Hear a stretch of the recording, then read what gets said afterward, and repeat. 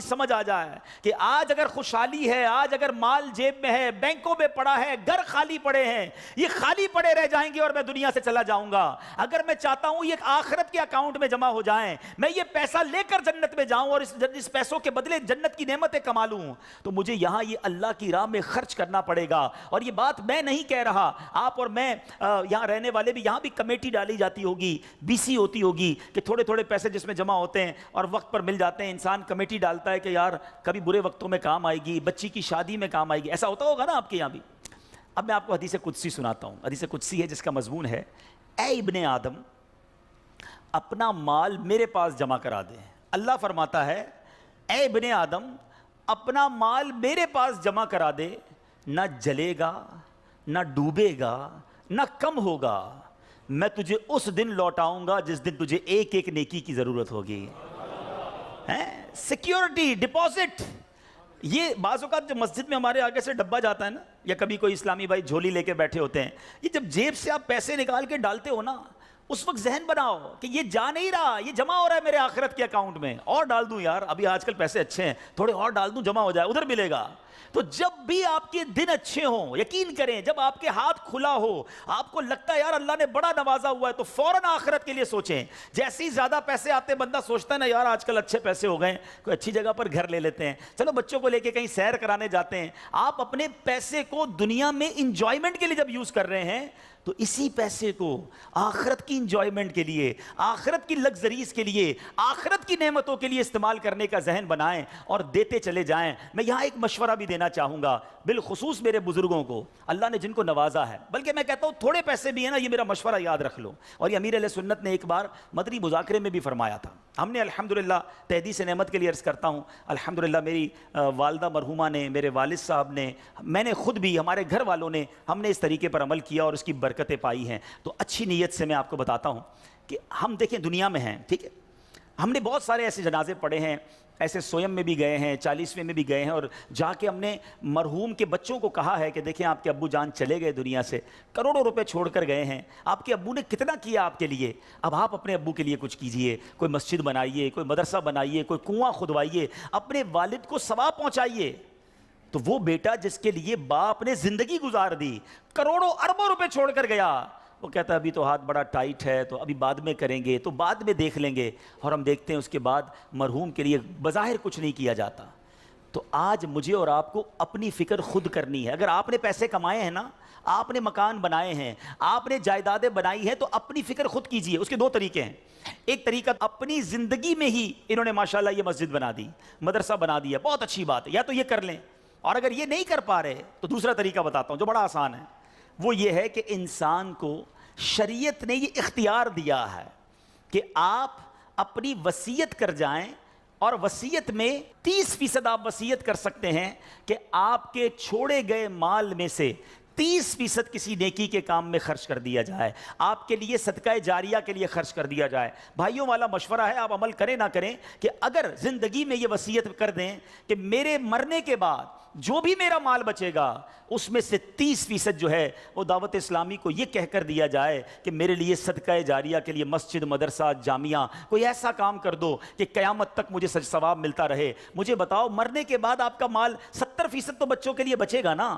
30% تو اپنے ساتھ لے جاؤ، اپنی جنت بنا لو۔ ورنہ ہوتا یہ ہے کہ ساری زندگی والد نے محنت کی، محنت کرتے کرتے بوڑھا ہو گیا، لاکھوں کروڑوں روپے کی جائیدادیں چھوڑ کر گیا، اور مرنے کے بعد خاندان میں کوئی ایصال ثواب، کوئی خرچ کرنے کے لیے تیار نہیں ہے۔ تو دو چیزیں یاد رکھیں، ایک تو زندگی ہی میں اپنے لیے ثواب جاریہ والے کام کر لیں۔ اللہ کی رحمت سے دعوت اسلامی ساری دنیا میں مسجدیں بنا رہی ہے، ماشاءاللہ ایسے کئی کام ہو رہے ہیں جو قیامت تک چلنے والے ہیں۔ آپ اپنی زندگی میں اپنے لیے وہ کام کر لیجئے، اور اگر ایسا نہ بھی کر سکیں اور کر بھی لیا ہو تو وصیت کرنے میں تو کوئی حرج نہیں ہے کہ مرنے کے بعد تو میرا مال میرے پاس رہنا ہی نہیں ہے، تو کیوں نہ وہ میرے ساتھ جنت میں مجھے کام آ جائے۔ اور آج بھی صدقہ کیسی کیسی پریشانیوں اور بیماریوں کو دور کرتا ہے، اللہ اکبر۔ ایک اور ایمان افروز واقعہ سناتا ہوں کہ ایک بار حضرت عیسیٰ علیہ نبینا علیہ الصلوۃ والسلام کے زمانے میں ایک دھوبی تھا جو لوگوں کے کپڑے آپس میں تبدیل کر دیتا تھا، یعنی لوگوں کے کپڑے ملا دیتا، لوگ بڑے پریشان تھے اس سے۔ تو لوگوں نے حضرت عیسیٰ علیہ الصلوۃ والسلام کو اس کے متعلق بتایا، تو آپ نے اللہ عز و جل کی بارگاہ میں دعا کی کہ اے اللہ اس کو ہلاک فرما دے۔ اللہ کے نبی نے ایک ایسے شخص کے لیے دعا کی کہ یا اللہ اس کو ہلاک کر دے، تیرے بندے اس سے بڑے پریشان ہیں۔ ایک روز وہ دھوبی بالکل اسی معمول میں نکلا، اس کے پاس 3 روٹیاں تھیں۔ ایک سائل آیا، ایک فقیر آیا اور اس نے کہا کہ اللہ کے لیے مجھے روٹی دے دو۔ تو آپ نے اس دھوبی نے ایک روٹی اس سائل کو دے دی۔ سائل نے دعا دی کہ اللہ تعالیٰ تجھ سے آفات سماویہ کا شر دور کر دے، آسمانی بلاؤں کو دور کر دے۔ دھوبی بڑا متاثر ہوا، بڑی پیاری دعا دی، ایک اور روٹی بھی دے دی۔ اس سائل نے دعا دی کہ اللہ تعالیٰ تجھے جملہ آفتوں سے محفوظ رکھے، اس نے تیسری روٹی بھی دے دی۔ اب اس سائل نے دعا دی اللہ تجھے توبہ کی توفیق عطا فرمائے۔ اب اس دوران ایک بڑا سانپ اس کی گٹھڑی میں داخل ہو چکا تھا، کیونکہ حضرت عیسیٰ نے دعا کی تھی اس کو ہلاکت کی۔ ایک بڑا سا سانپ جو ہے اس کی کپڑوں کی گٹھڑی میں داخل ہو چکا تھا۔ جب دھوبی نے کپڑے لینے کا ارادہ کیا تو اس سانپ نے اسے ڈسنا چاہا، ایک فرشتے نے اسی وقت سانپ کو لوہے کی لگام ڈال دی اور دھوبی سلامتی کے ساتھ واپس آ گیا۔ لوگوں نے حضرت عیسیٰ علیہ السلام سے کہا کہ یا روح اللہ، آپ نے دعا کی تھی، یہ بندہ تو ایسے ہی ہٹا گھٹا گھوم رہا ہے، بالکل ٹھیک، کچھ مسئلہ ہی نہیں ہوا اس کے ساتھ، سلامت۔ تو آپ نے اس دھوبی کو بلایا، بتا تو نے کون سی ایسی بھلائی کی ہے، میں نے تیری ہلاکت کی دعا کی اور تو بالکل سلامت گھوم رہا ہے۔ وہ کہتا حضور میں نے 3 روٹیاں صدقہ کی ہیں، اتنے گناہ، اتنی خطائیں، سارا شہر پریشان، مگر جب صدقہ کیا 3 روٹی کا، آپ نے اس سانپ سے پوچھا کہ تو نے قتل کیوں نہیں کیا، تیری تو ڈیوٹی تھی نا۔ تو سانپ کہتا ہے اے اللہ کے نبی، اللہ نے آپ کی دعا تو قبول فرما لی، مجھے ہلاک کرنے کے لیے بھیج بھی دیا، مگر جب اس دھوبی نے ایک سائل کو صدقہ دیا تو ایک فرشتے نے مجھے لوہے کی لگام ڈال کر روک لیا۔ اب وہ دھوبی بھی سارا واقعہ سن رہا تھا کہ اتنے گناہ ہیں، سامنے ایک چھوٹا سا صدقہ کیا، میری ہلاکت رک گئی۔ اس دھوبی نے بھی توبہ کر لی، اپنے گناہوں سے تائب ہو گیا۔ کیا سیکھنے کو ملا؟ صدقہ بلاؤں کو ٹالتا ہے، صدقہ مصیبتوں کو ٹالتا ہے، صدقہ عمر میں برکت لاتا ہے۔ ایک بار حضرت داؤد علیہ نبینا علیہ السلام کے پاس ایک شخص تھا اور وہ حضرت ملک الموت آئے اور اس کو بڑا گھور کے دیکھنے لگے۔ تو تھوڑی دیر کے بعد ملک الموت تو چلے گئے، تو آپ نے اس شخص نے کہا کہ حضور یہ کون تھا جو مجھے گھور رہا تھا؟ آپ نے کہا ملک الموت تھے۔ ملک الموت سے پوچھا کہ تم کیوں گھور رہے تھے؟ کہا کہ یہ بندے کی اب 3 دن زندگی رہ گئی ہے، اب 3 دن کے بعد یہ دنیا سے چلا جائے گا۔ تھوڑے دن ہوئے تو وہ بندہ گھوم رہا ہے، پھر رہا ہے آپ کے سامنے۔ ملک الموت آیا، آپ نے کہا تم نے تو کہا تھا 3 دن میں اس کی روح قبض کرنی ہے، تو بالکل ٹھیک ہے، کوئی مسئلہ ہی نہیں۔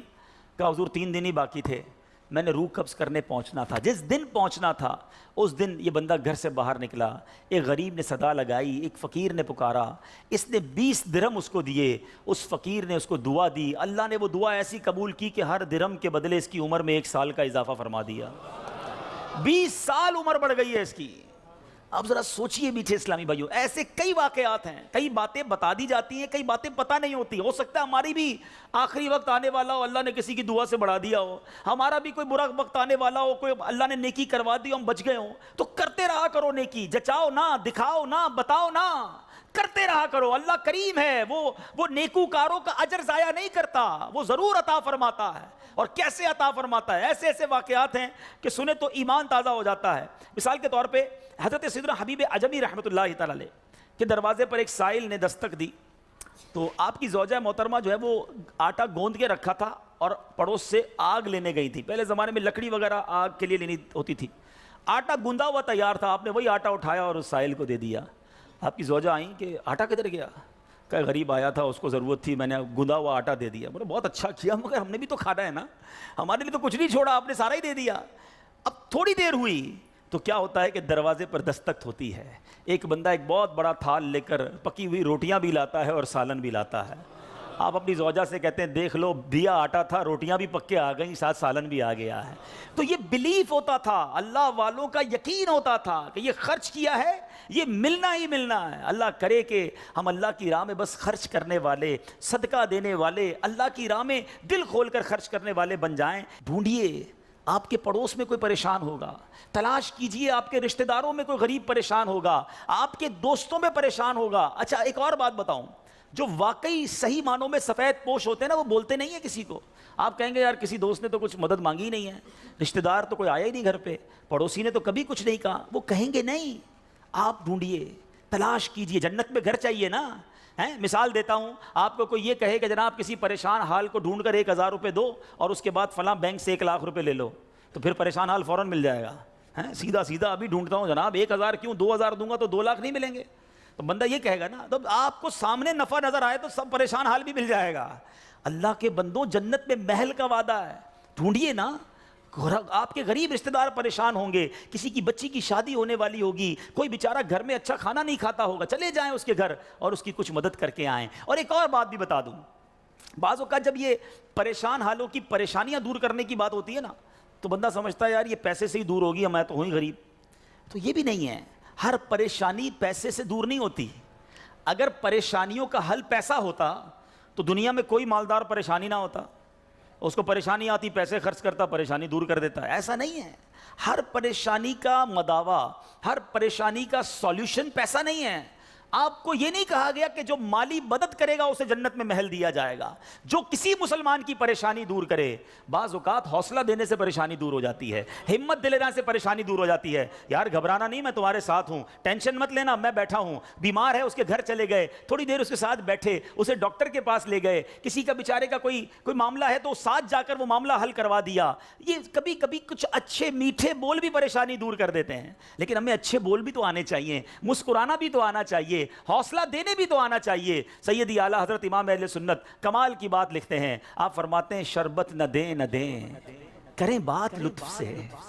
شربت نہیں پلانا، نہ پلاؤ، اچھی بات تو کر لو یار. شربت نہ دیں نہ دیں، کریں بات لطف سے.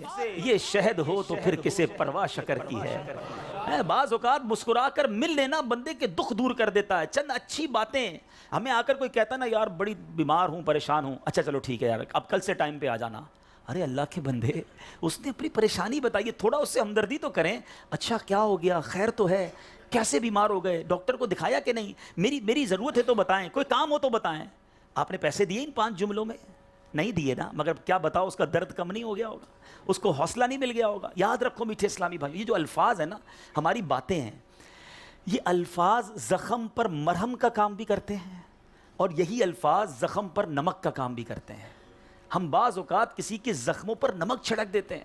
وہ پریشان ہے، تکلیف میں ہے، مصیبت میں ہے، اور اس کو ایسا جملہ کہہ دیتے ہیں کہ اس کی پریشانی بہت بڑھ جاتی ہے. اور کبھی کبھی چند اچھے جملے انسان کا غم بھلا دیتا ہے.